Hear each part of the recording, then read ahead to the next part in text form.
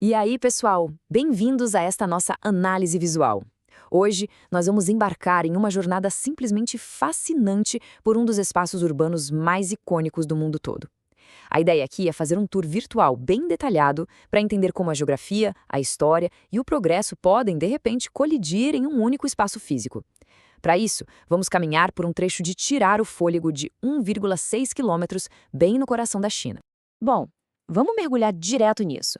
Logo de cara, a gente já é recebido por esse horizonte hiperfuturista que se ergue lá do outro lado da água. Sob essas nuvens, essas torres de vidro e aço parecem ter saído diretamente de um filme de ficção científica, não é?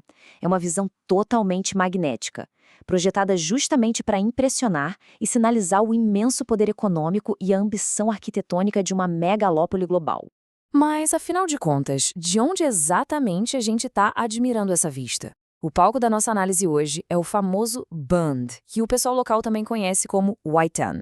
Basicamente, é um calçadão histórico à beira-mar que se estende por exatos 1,6 quilômetros na área central de Xangai.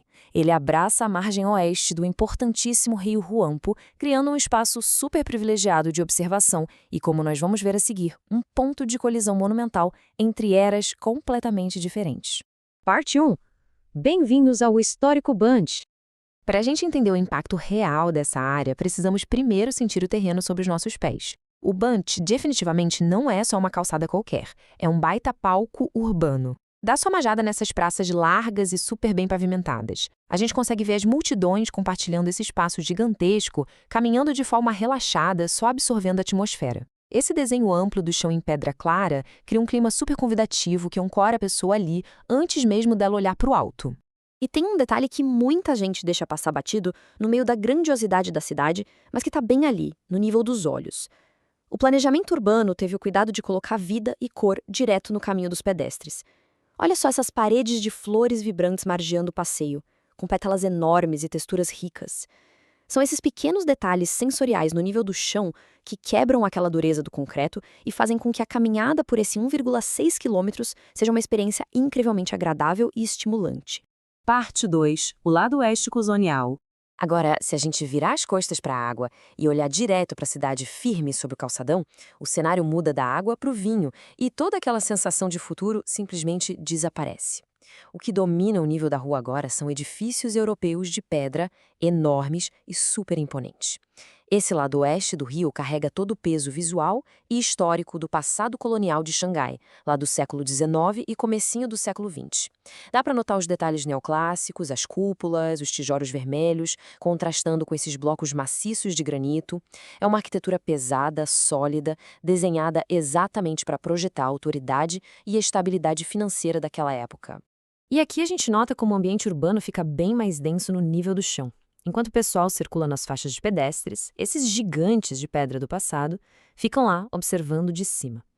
Essa estética inconfundivelmente europeia acaba criando uma espécie de microclima arquitetônico. Sério, quem caminha por aqui poderia facilmente achar que está andando por uma avenida em Londres ou Paris de 100 anos atrás e não numa metrópole asiática contemporânea. Parte 3. Pudong, o futuro no leste.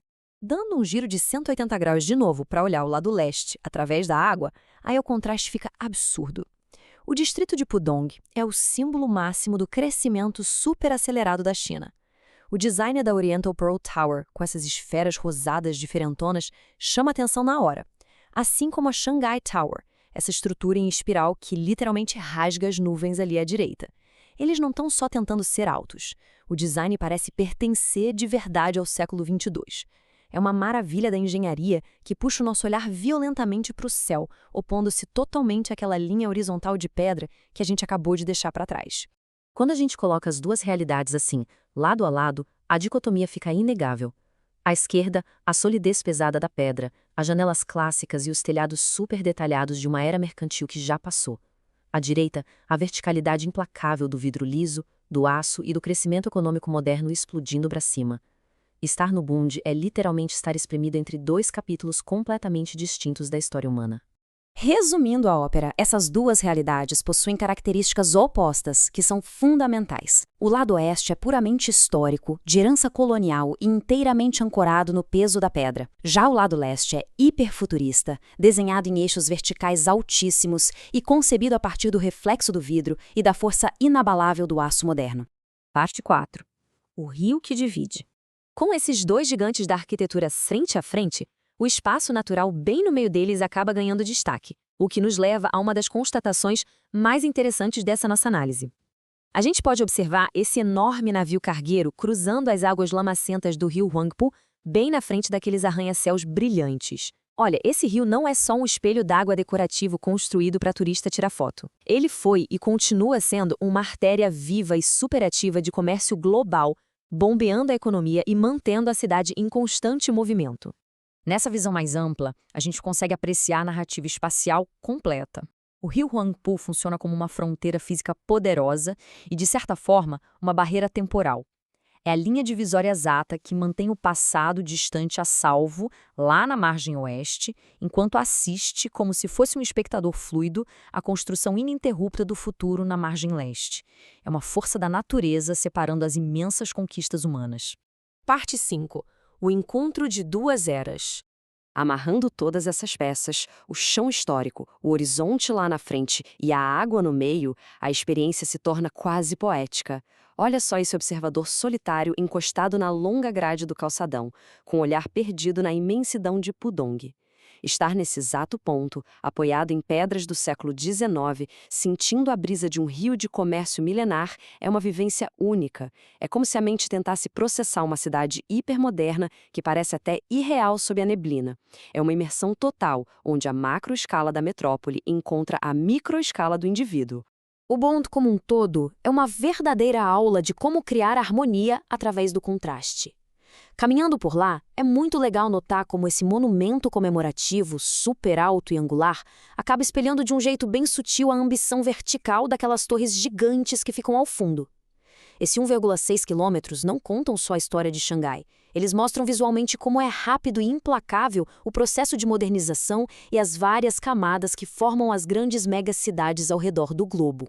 O que nos deixa com uma provocação final super importante. Ao longo de todo esse passeio, a gente viu a história sendo preservada com um cuidado imenso de um lado de um rio superativo, enquanto o futuro corre solto e sem amarras do outro. Diante dessa justa posição tão forte, fica a grande questão. Como o planejamento urbano do futuro pode continuar abraçando a inovação e o crescimento rápido, sem apagar o peso visual e histórico que nos trouxe até aqui? É um equilíbrio incrivelmente delicado e o Bund de Xangai continua sendo um dos laboratórios visuais mais fascinantes do mundo para analisar esse encontro de perto. Valeu demais por acompanharem essa imersão e até a próxima!